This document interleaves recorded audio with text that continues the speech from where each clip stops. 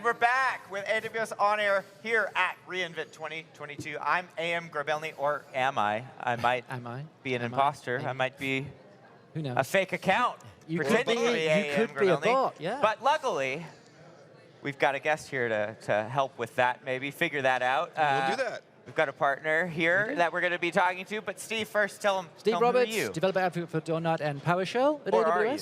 Or am I? Yeah, we will find out. I don't know. And we're We got joined with Robert. Robert. Great, thank you. Yeah, are you a bot or not? That's the main thing we're trying to figure out, aren't we? Are I we am an a attacker? bot. You are a bot. Okay. Absolutely a bot. That's for sure. But am I the bot known as AM Grabelny? I don't know. Yeah. So I'm Robert from Human Security, and we deal with helping consumer sites determine if you're a human or if you're not a human or if you're the human we want you to be. So maybe you're a human still, but you could be taking over someone's account. Or you've created a bunch of fake accounts to do fraud. So that's what we help consumers protect from, that kind of attack. All right, so these are consumer applications that have a user sign up, right? Yeah, a user site, something with value behind it. Right. That could be like gaming or finance or healthcare. Our biggest customer is really e-commerce. So we're protecting some of the largest e-commerce sites from bots, from fake accounts, and from account takeover. I mean, I think we all know, right? It's been very difficult to purchase some consumer goods. You know, it's been difficult to get tickets to things, all due to problems with bots, right? Yeah, and they get in front of you and they're going to make your life miserable sometimes. They make the consumer sites miserable because you don't know who's real. You really have to worry about how is someone getting through your site, do you want them there, and are they doing something they shouldn't? Right, and if I'm trying to solve this problem without human security, for example, you know, how challenging is this? Well, have you ever searched through millions and millions of logs? Unfortunately, yes, and it's not not fun, not fun. Yeah. So the only really to determine is, okay, if you have an account, some account ID, a credential, username, password, that's what we determine as a credential online, right? That's what we use consumers. So how many sites do you have logged in a username, password? Hundreds, right? Probably? Yeah. Yes. So my password manager is, very long. At least you have a web password manager. I do. Yeah. Unfortunately, a lot of humans are just lazy. Yes. They want to reuse that password. So that leads to someone else saying, okay, how can I get that password? Well, maybe I did a purchase online. So we've determined there's probably 24 billion username and password combinations for sale on the dark web. So that's one way to get it. Right. Another way, a previous attack. I may have sucked a whole bunch of credentials from a previous attack. Or you may have done a phishing campaign where you did get someone to change their password on a site. It's a URL that is just one letter off, or or it's just close enough, or it's just people didn't read it. .ca or a .something info instead of .com. Right. There's another aspect of this, all right? As a consumer on a website, I want my proof of identity, if you like, to be authenticated without hurdles or obstacles. Don't give me a lot of frustration to do it, right? Don't add friction to the process, but at the same time, give me the security that, yes, I am who I say I am, please let me in. Yeah, and that's, so if you're talking about enterprise accounts, so users at an enterprise, we're okay with doing MFA, we're okay with having reset passwords every few months or so, because that's what we've been trained.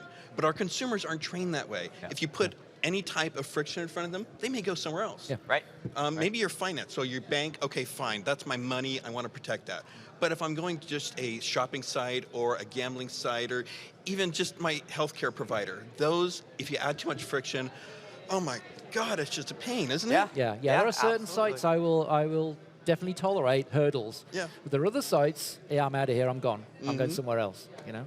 But how often do you use that password? How long have you had it there? Especially if you've abandoned that site, but your password's still there. That's true. And that password could have been reused somewhere else. So if I said I have a simple password, it's based on, say, a song or something. But I really like reusing that password because it's easy to remember for me because it's always in my head.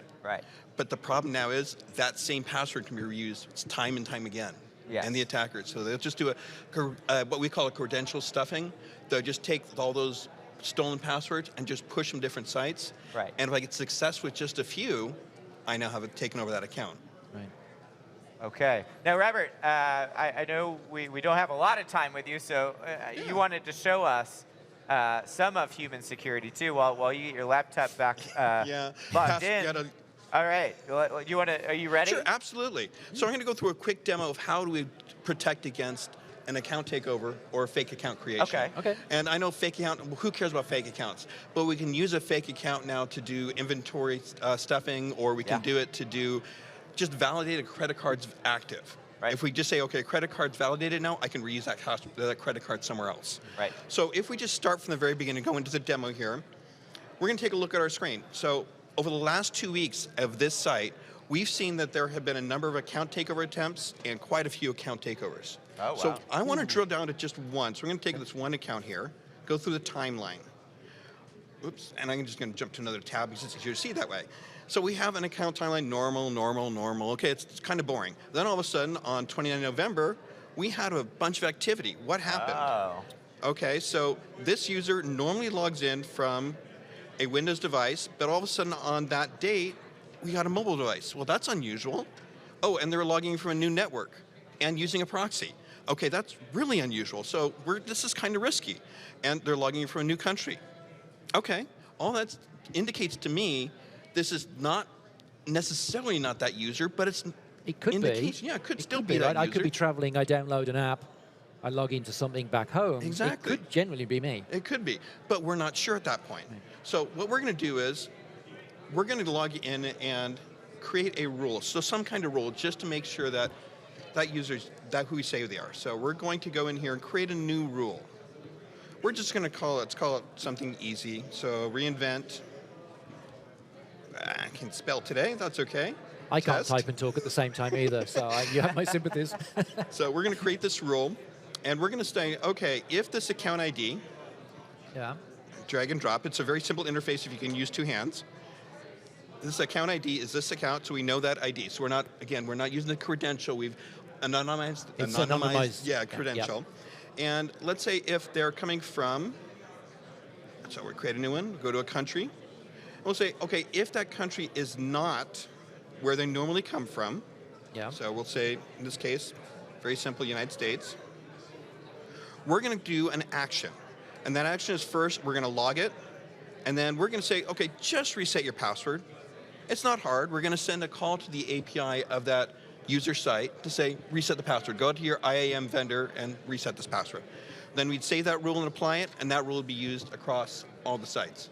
Okay. So whatever we want to do. So that will now us down.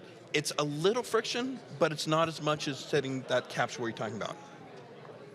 We can also say, during that time, we saw, let's go back to the main screen. We saw a number of, not only one, but we maybe saw a cluster. So we can actually take a look at this cluster, and we can see that there is a number of accounts being compromised, all from the same ID, using similar IP addresses, one network in one country. So we can say this cluster's bad. So again, we can create another rule along that. So we've talked about a single attack, multiple attacks. Now let's talk about the fake accounts. Similar idea here. We can just take a look at how many fake accounts are being created. Yeah, this is interesting, Robert. My chat wasn't actually reloading, but I just got it up, and people have been having a very philosophic discussion of on what bots? constitutes a bot, number one. And also, someone has brought up, too, a use case for bots that we didn't discuss that I think is vitally important, is spreading misinformation, for example, right? Like, that's a massive... that is a massive use of bots. Yeah. It's not something we're protecting consumer-facing websites, Right. anything Fair website enough. with a value. Right. So again, bots are a huge problem across the world. I Right. mean, we've seen bot farms, and that's one thing we can do, not directly for our product, but because we have long visibility. So we see 20 million interactions per week with the sensors we have, the sensor network. And with that, we can help companies or countries actually take down large bot farms. We can say, this is a large bot farm attacking multiple sites. Right. You can still detect that bots are running. Absolutely. Not necessarily what the bots are doing all the time. but we can see... You can see that it's a bot. We have deployed sensors all around our world on multiple customers, media sites, like I said, type of customers we have. And because of that interaction, we can see where the bot networks are coming from. We're about to be out of time, unfortunately, Robert, but I want to give you a chance. Where do I go to get started? Sure, no problem. So if you want more information, please check out humansecurity.com.